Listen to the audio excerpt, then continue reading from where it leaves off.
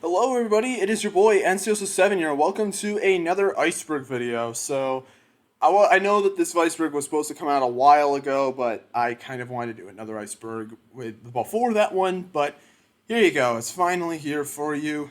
That being the Little Witch Academia Iceberg. I know there's like a couple of these icebergs already on YouTube before, but all of them are in Spanish, at least from what I could find, so I there's gonna probably be some stuff that I missed considering I made the iceberg for this, and I wouldn't mind making a part two at some point. But this is the stuff that I could find that I found interesting to talk about. So yeah, let's go right into it. 2017 anime series. This is probably the most well-known thing. This is probably the one thing that probably introduced a lot of you all to Little Witch Academia in the first place. But in 2017, Netflix premiered, at least in the West that is, an anime series of Little Witch Academia, spanning 2 whole seasons that were produced throughout 2017. And although it does say Netflix original, it wasn't actually made by Netflix, it was made by Trigger, but Netflix just has the rights to distribute it in the West. This is probably the most well-known thing at Little Witch Academia-wise, is I'm pretty sure that this is what introduced a lot of people into the series, myself included, so yeah. Characters' nationality. Lots of the characters in the game have various nationalities. They come from different places. For example, Akko's from Japan, while Deanna is from Britain, and so on and so forth. The girls' ages. Similar thing. Girls are of certain ages, though from what I can see, most of them are 16s, such as Akko, Susie, and Lotte. I'm not sure necessarily if all the students, or at least the named students, are actually 16, but they're not of age, at least in the West. I mean, it kind of differs in Japan, but, you know, most of them are around 16 or so. Diako. This is probably the most well-known ship of Little Witch Academia. Many people ship Deanna and Akko together because in the first season of the series, they really don't get along that well. They're pretty much polar opposites, honestly. But in season 2, they become a lot more close, and at the very end, they work together to fight the evil bad stuff together. And because of this, well, shippers kind of tend to ship them. And I honestly am one of those people too. I think it's kind of cute, honestly. I'm not gonna lie. Anko. This is also another ship that people ship a lot, that being Andrew and Akko. This is more like traditional sense, like, well, Diako is more of a lesbian kind of ship. Andrew and Akko is kind of implied, but it's not really like ever specifically outright stated that Akko loves Andrew, though you can definitely tell in some scenes in some episodes that they definitely do like admire each other quite a bit. While I don't ship it personally, I can see why people would do this. Chumlee is a shopkeeper. Sometimes in some episodes, the characters will come across like a specific shop with a shopkeeper who's actually designed to look like Chumlee, who's a reality television personality and businessman. At least that's what Wikipedia says, because I never heard of him before doing research on this, but yeah, a neat cameo appearance. Akko opens the wrong door. This is a pretty popular meme where in season 1, episode 8, there's a part where Akko and Lotte go through Susie's mind and eventually get into this area with lots of doors, and Akko opens the wrong door, which a lot of people have used to make memes, and honestly, it's one of the better memes in the community, honestly. It has died down a lot over time, but it's still a pretty good meme regardless, though, and felt that it was worth mentioning. The 2 OVAs. So while there was the Netflix series that everybody knows about, there were actually 2 OVAs that were made prior to this. The first one was made in 2013, which was only around 26 minutes long. And this is a bit of a confusion for some people, but this wasn't a normal episode, because you gotta keep in mind, each episode in the Netflix series was more so around like 22 to 25 minutes, so many people assume that the first OVA was just an episode of that, even though it's not. It was made way before the series was even made. And there was also a second OVA that was made in 2015 that was more so around an hour long, which most people don't confuse at all. I haven't seen the OVAs myself, but I've heard they're pretty good, so yeah. Characters' height. I kind of select the nationality and ages ones from before, characters of various heights. For example, For a couple, Akko's 5'3", Susie's 5'4", and Lotte is 5'1".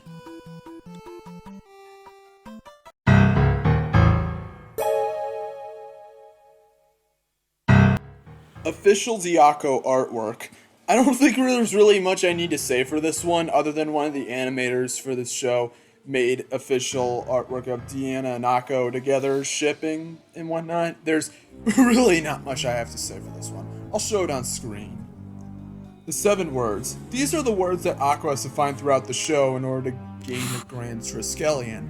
While Ursula, or Shiny Chariot, was able to find 6 of these words, she can never find the 7th word, though Akko was able to find all 6, and the 7th one throughout the show, because of pretty obvious reasons, because she's the main character. Chamber of Time.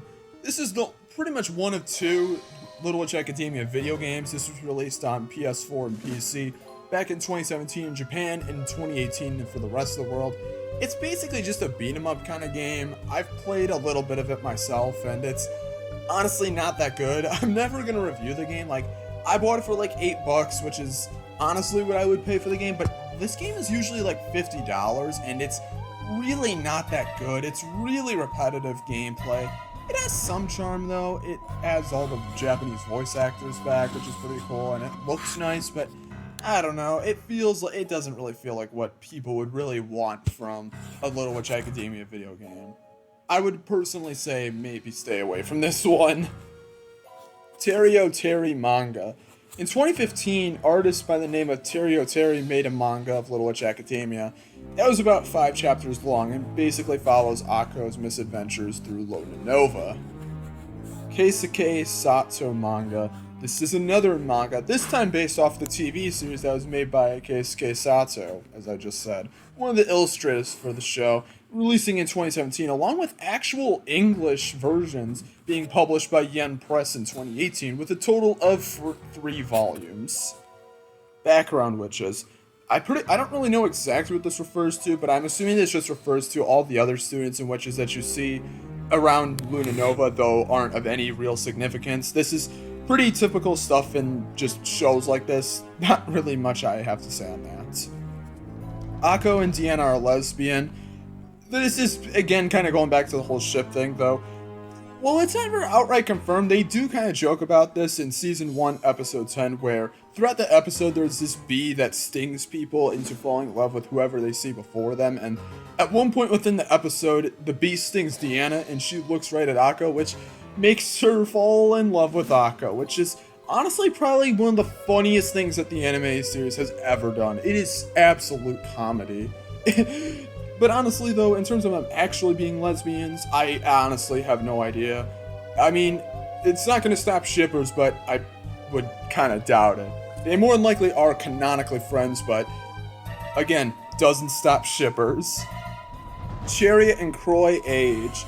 There isn't any concrete ages that I could find for these two, though I did read like a discussion online that estimated that they would be around like the ages of like 26 or 30, and it seems kind of likely. They are like a little bit older, but they're not like super old, and I don't know. Again, we don't have a concrete age, so there's not really anything like concrete, but I mean, around the age range of 26 to 30 is what most people would believe. Light novel. The Little Witch Academia, The Nonsensical Witch and the Country Affairs is a light novel that was released in 2017 that's based on the events of Little Witch Academia, but also has some new characters in there as well. From what I know, it was only released in Japan, so no English version from what I know, though I could be wrong on this. Wizards. This basically just think witches, but male. Yeah, that's kind of it. Wizards are basically the same as witches. They use magic and whatnot to do things, but they aren't really that popular at all. They're only shown like every now and then, but really not much at all. They're pretty rare to come by. More than likely because the show's about witches and not about wizards. I mean, if you want wizards, go watch Harry Potter or something like that. I don't know.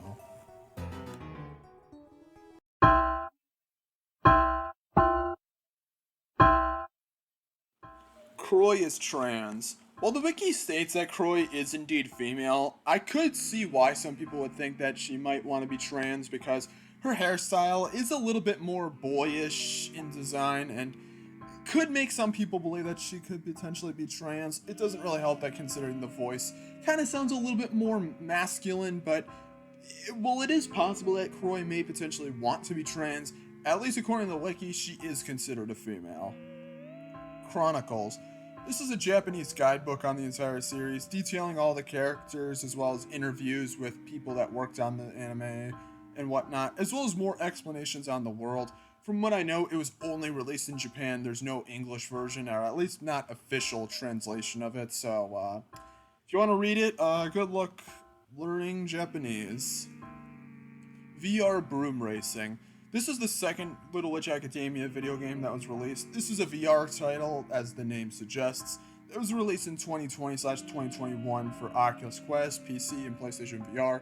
And based on the name as well, it's also a racing game. It's not too bad, honestly. It's honestly better than Chamber of Time, but it isn't really the best thing ever. It's fine for what it is, but as a $30 game, I don't know. I think that it's a little too pricey in my opinion, but hey, it's still fun enough for what it is. If you're a fan of the series, I'd recommend checking it out if you want.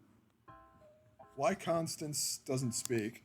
From what I could read online, the reason for this is that she apparently has like some sort of stutter in her voice, and because of being bullied for it, she decided to become silent for the rest of her life, I guess, until like, except for like that one moment at like the very end of the anime series where she actually does say something, but that's kind of it.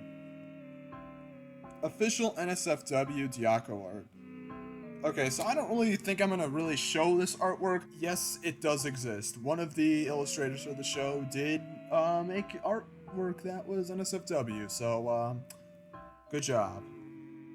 The 9 Witches. These were the witches that created Luna Nova and also sealed the Grand Triskelion within the Arcturus Forest. And while they are well known, only 2 of them actually ever have names that were actually shown. That being Beatrix as well as Woodward. Ursula's name. Apparently, according to the wiki, she went through like 3 different names. Her birth name was apparently Chariot du Nord. Apologies if I murdered that name. But then became Shiny Chariot as more of a stage name, and then finally Ursula Callistus when teaching at Luna Nova. Appleton is evil to witches. Appleton Academy is where Andrew goes to for school, and the school does not like witches much at all. Any conflict that goes on there is also handled through a sword duel on a bridge, which is shown within one episode in season 2 where Akko and Amanda are doing something I honestly couldn't remember, but yeah, regarding them being evil to witches, I'll just say that yeah, they kind of are.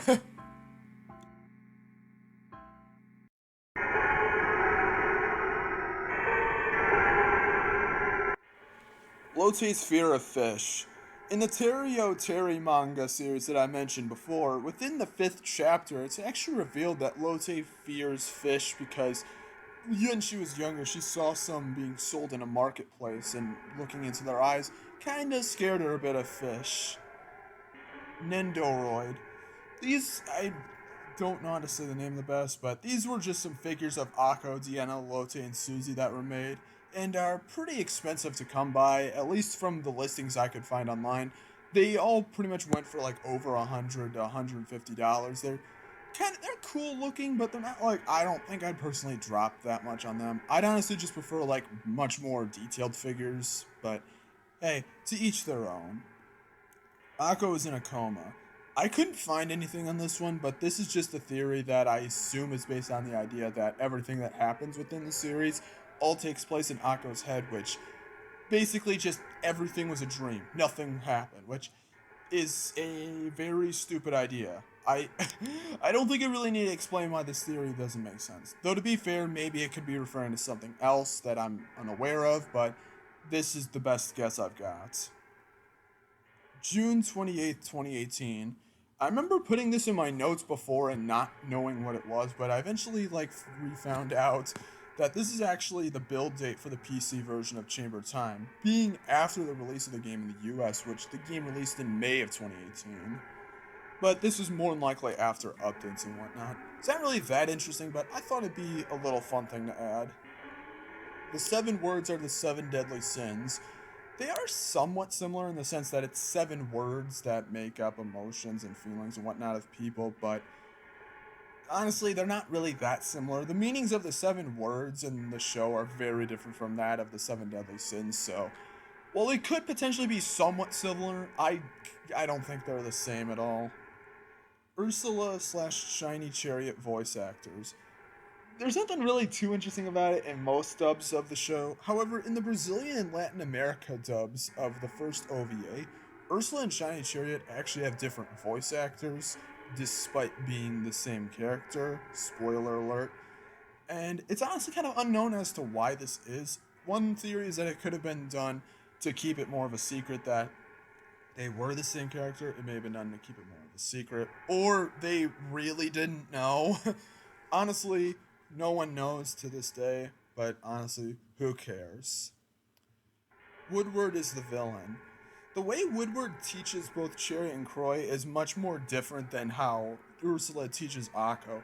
Woodward is a lot more ignorant, cryptic, and pretty much unhelpful than how Ursula is, and even to the point of ignoring anyone uninvolved, which is what led Croy to becoming the main villain of the series. So, in a sense, yeah, Woodward pretty much did create the main villain of the series, pretty much. Good for you.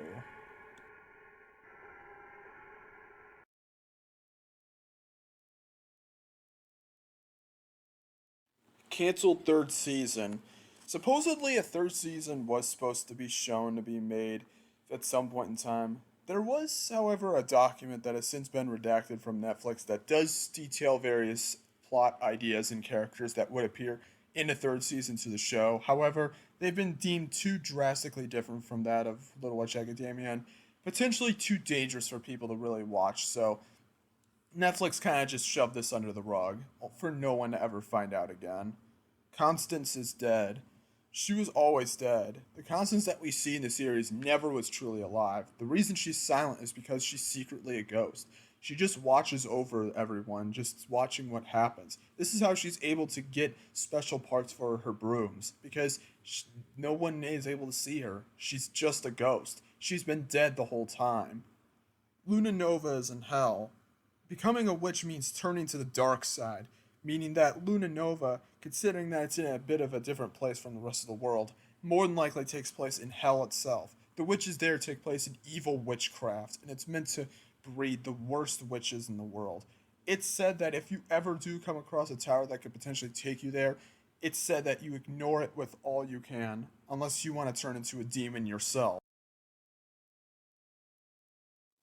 And that was the Little Witch Academia Icebergs. It's finally done after so much time. Coming out, supposed to come out a while ago, but yeah.